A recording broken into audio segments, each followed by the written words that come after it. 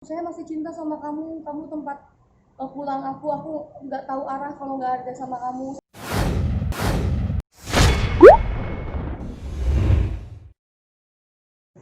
Ya setiap orang punya masa lalu lah, dan ya alhamdulillah saya bisa menerima semua masa lalunya dia, begitupun dia bisa menerima masa lalu saya nggak bisa ngejudge masa lalu orang itu buruk atau baiknya gitu, karena iya masa lalu nggak bisa dihapus ya, yang ada tuh adalah kesempatan untuk memperbaiki masa depan lebih baik.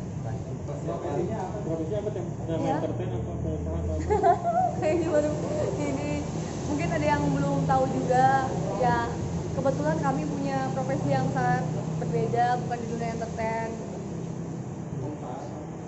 ya, di entrepreneur.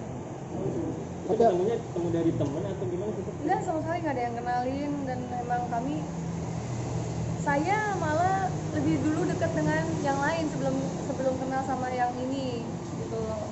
Jadi ya Allah sudah ngatur semua jalannya, yang dekat juga belum tentu jadian ya, yang baru juga belum tentu nggak bener, belum tentu nggak serius. Ternyata memang ini baru Janet kenal, baru dekat sama Janet secara pribadi, secara intens gitu. Ternyata memang dia yang paling serius gitu, langsung datang ke orang tua minta izin untuk mau serius sama aku. Ya aku mengapresiasi laki-laki yang mau berkomitmen, karena di zaman sekarang ya agak susah itu laki-laki yang bisa menunjukkan keseriusannya dengan komitmen. Sudah menjalani beberapa bulan teh untuk sampai ke gimana gitu.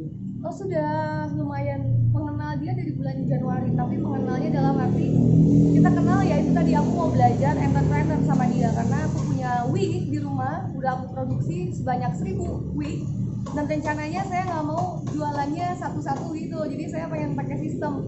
Kebetulan dia adalah speaker yang biasa ngasih apa ya, kasih inspirasi lah buat teman-teman pengusaha bisnis lainnya, terutama untuk para pemula seperti saya. Saya lihat di feed Instagramnya banyak sekali dia nyurahin tentang ilmu-ilmu bisnisnya dia, masya Allah. Dan ternyata emang aku ngikutin dia setelah kenal ya, setelah ketemu, ternyata memang dia sering jadi speaker dalam webinar, seminar itu di kuliahan dan segala macam mengenai bisnisnya dia, karena dia memang punya pengalaman. Dia bikin bangun usahanya dia itu benar-benar dari nol, dari nggak punya apa-apa sampai bisa punya ratusan outlet untuk di bidang kuliner. Itu sih yang bikin aku amazed, dia bagus gitu. Makanya dia sama-sama tulang tulang punggung keluarga sama kayak aku. Dia juga tipe uh, family oriented, dan juga dia tipe orang pekerja keras. Makanya ya itulah yang mendasari kami mungkin bisa saling cocok lagi. Bisa dibilang terkesan buru-buru gak sih teh? Kenapa? Terkesan buru-buru gak sih? Buru-buru? Kalau dibilang buru-buru ya, masya Allah, dulu aja aku menjalani 9 tahun ya pernikahan dengan yang mantan kemarin. Awalnya aku dulu pacaran sama dia, malah bukan pacaran sih, dekat sama dia tuh sekitar 4 bulanan dibilang serius lah ya, pacaran menuju pernikahan gitu. Dan itu tanpa pikir panjang, aku pikir dia yang segalanya, dia lebih yang paling baik, paling setia, paling bertanggung jawab. Tapi kan kita tidak bisa mengukur seseorang dari lama atau enggaknya kita mengenal dia. Jadi udah lillahi ta'ala aja, yang lama aja belum tentu lebih baik ya, yang sebentar pun belum tentu dia nggak bisa bertahan lama gitu. Jadi aku nggak bisa ngejudge orang. Jadi aku pengen, karena dia berusaha untuk nunjukin keseriusannya, salah satunya adalah saya nantang dia, nantang siapapun yang lagi dekat sama aku. Pada saat saya udah bercerai dengan suami saya udah bilang sama mantan suami saya bahwa saya tidak mau lama-lama sendiri, karena saya pengen cepat-cepat punya anak dengan siapapun lah laki-lakinya, yang dengan siapapun dalam arti yang mau bertanggung jawab, yang bisa bikin hidup saya lebih baik lagi, dari keimanan saya, dari mungkin banyak saya miss-missnya, kekurangan saya dalam rumah tangga. Jadi rumah tangga kemarin ya aku butuh seseorang yang benar-benar jadi imam aja gitu.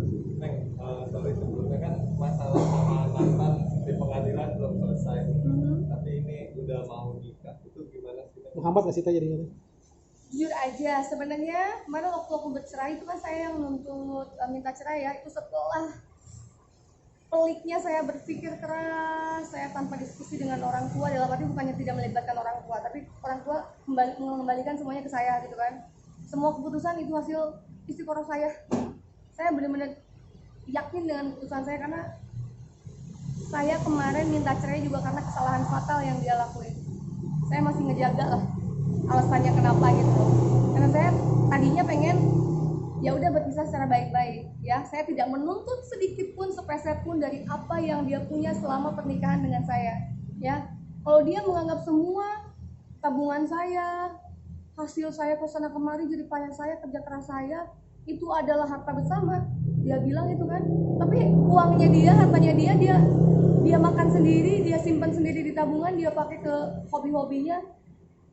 Sama sekali saya nggak mengganggu tabungannya dia, asetnya dia yang sudah dia terima di tabungan rekeningnya, di tabungannya.